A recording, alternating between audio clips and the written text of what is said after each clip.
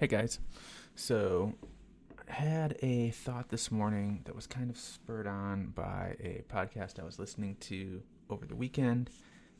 Won't go into what podcast it was, but they were talking about how they didn't feel like a lot of the things that are taught in school were really valuable. They're like, oh, you need to know how math, you need to know um, these few things, but why do they teach about all these wars and stuff like that? And I have a differing opinion about that and why those things are important. And I had to think through for a second why I think those things are important. Learning about wars, learning about different science topics you might not ever use again. Why are those things important to learn? And then for us adults, why is learning things that we won't necessarily use important for us too?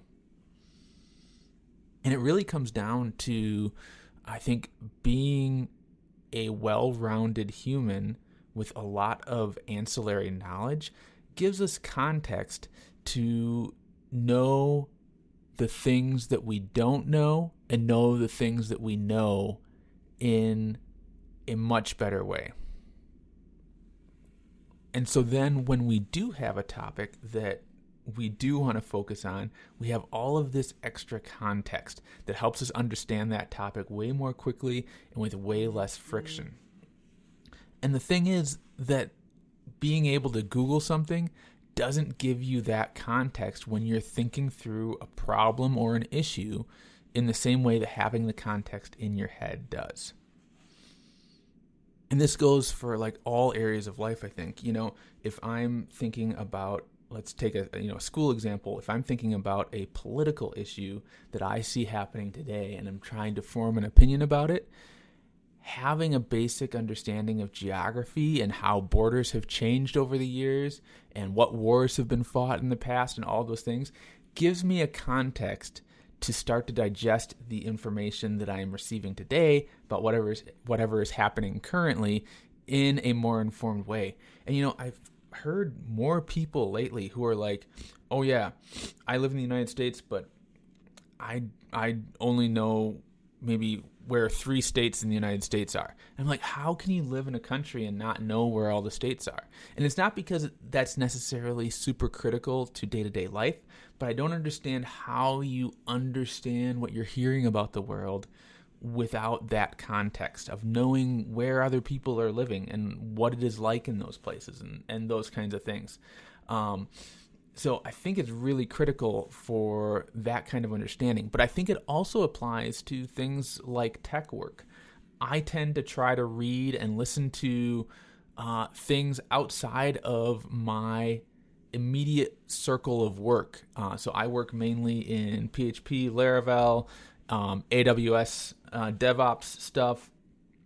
And I try to read and listen to stuff outside of that context. I listen to JS developers.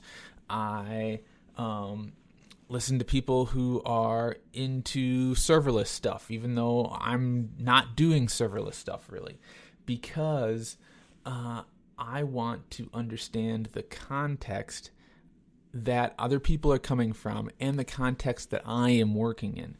And it gives me a leg up in solving issues because I have more context than if I was just purely focused on my individual area of expertise. And so I think in our education system, it is super good to have kids learning about biology and history and social studies and political science and all these things that they might not use day to day, but it gives them a context to understand the world around them. And I think we can do the same thing in tech of not surrounding ourselves with just people that are doing the same thing that we're doing, but surrounding ourselves with a wider audience, reading some docs of projects that we're never going to use and things like that, so that we have a wider context to understand what we are working on and the space in which we're working. And it will probably spawn some ideas, some novel concepts that we would never get if we didn't have that wider context. So I guess the thought for this morning is just widen your context, try to understand more than just what you need to understand, and it'll make you better at what you're actually doing. All right, over and out.